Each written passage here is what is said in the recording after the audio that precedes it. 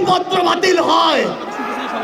June 6 এই শহীদ মিনার থেকেই যৌক্তিক কোটা সংস্কার আন্দোলন শুরু হয়। আগস্ট 3 এই শহীদ মিনার থেকেই শত শত ভাইয়ের রক্তের উপরে, লাশের উপরে দাঁড়িয়ে এক দফা ঘোষণা হয়। আগস্ট 5 এই আগস্ট 5-এই বাংলাদেশের ছাত্র জনতার ঐক্যবদ্ধ লড়াইয়ে খুনি হাসিনা দেশ থেকে পালিয়ে যায়। ওই জুন 5 থেকে আগস্ট 5-এর যে লড়াই, সে লড়াই কি শেষ হয়ে গিয়েছে? আমাদের সংগ্রাম কি শেষ? আমাদের সামনে এখনো খুনিরা, খুনিদের দোসররা এখন উন্মুক্ত ভাবে চলাফেরা করে। যারা আমাদের ভাইদের হত্যা করেছে ওই ছাত্রলীগ, যুবলীগ, আওয়ামী লীগের সন্ত্রাসীরা। মুরতাজে অর্ডার করে জিতে নিন গাড়ি, বাইক, আইফোন সহ কোটি টাকার পুরস্কার। অর্ডার করতে ভিজিট করুন murtaj.com। তারা এখনো বিভিন্ন দিক থেকে আমাদেরকে দেখে আর মুচকি হাসে। এই খুনিদের বিচার হতে হবে কিনা, আমার যারা আহত যোদ্ধা রয়েছে, শহীদ পরিবার রয়েছে, তাদের এই খুনের বিচার হতে হবে কিনা আমরা অবিলম্বে অন্তর্বর্তীকালীন সরকারকে একটি আহ্বান জানাতে চাই। আমরা যদি আমাদের এই শহীদ ভাইদের রক্তের বিচার না করতে পারি, আমরা কখনো নিজেদেরকে মাফ করতে পারবো না। আমরা স্পষ্ট করে একটি কথা বলতে চাই, অন্তর্বর্তীকালীন সরকার এখনো যেই জায়গায় আটকে আছে, আমাদের সিন্ডিকেট গুলো ভাঙতে হবে। এখনো কেন আমরা শুনবো এক হাত থেকে আরেক হাতে সিন্ডিকেট গিয়েছে?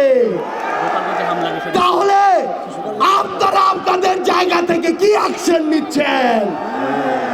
এক হাত থেকে যদি আরেক হাতে সিন্ডিকেট যায়, তাহলে সেই হাত আপনারা ভেঙে দিচ্ছেন না কেন? আমরা অন্তর্বর্তীকালীন সরকারকে আরেকটি স্পষ্ট আহ্বান জানাতে চাই, সেটি হচ্ছে আমাদের এই বাংলাদেশ সকল দেশের সাথে বন্ধুত্বপূর্ণ পররাষ্ট্র নীতিতে যাবে, কিন্তু সেই বন্ধুত্বপূর্ণ পররাষ্ট্র নীতির সুযোগে কেউ যদি মাথায় উঠে বসে, আমরা তাকে মাথা থেকে মাটিতে ফেলে দিতে বিন্দু মাত্র দ্বিধা করব না।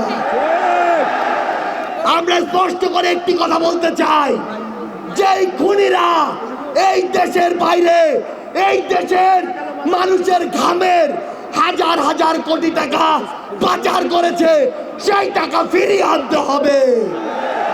আমরা স্পষ্ট করে বলতে চাই, ওই গোপালগঞ্জে যেই খুনির দোসররা এখনো ঘাপটি মেরে আছে, তাদেরকে আইনের আওতায় বিচার করতে হবে।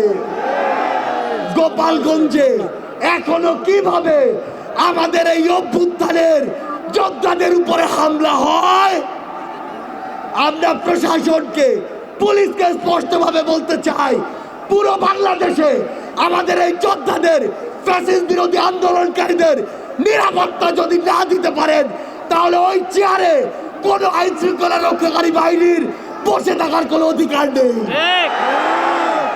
আমরা স্পষ্ট করে শুধু একটি কথাই বলতে চাই, আমরা এই অন্তর্বর্তীকালীন সরকারের কাছে আমরা এই গণহত্যার বিচার চাই। আমরা সিন্ডিকেট থেকে আমাদের মানুষের মুক্তি চাই। আমরা পাচারকৃত অর্থ ফেরত চাই। আমরা দ্রব্যমূল্য নিয়ন্ত্রণ করে মানুষের স্বস্তি চাই। আমরা আহত যোদ্ধাদের সুচিকিৎসা চাই। পরিশেষে শুধু একটি কথাই বলবো, যে শব্দ নিয়ে এত মানুষ রক্ত দিয়েছে, এত মানুষ জীবন দিয়েছে, যে কেউ সেই সচিবালয়ে বসে হোক, পুলিশে বসে হোক, অন্য কোথাও বসে হোক, যদি সেই স্বপ্নের সাথে, স্পিরিটের সাথে বিন্দু মাত্র বিশ্বাসঘাতকতা করার চেষ্টা করে, তাকে সমূলে উৎপাদিত করতে হবে। আমাদের আবারও দেখা হবে সংগ্রামের লড়াইয়ে।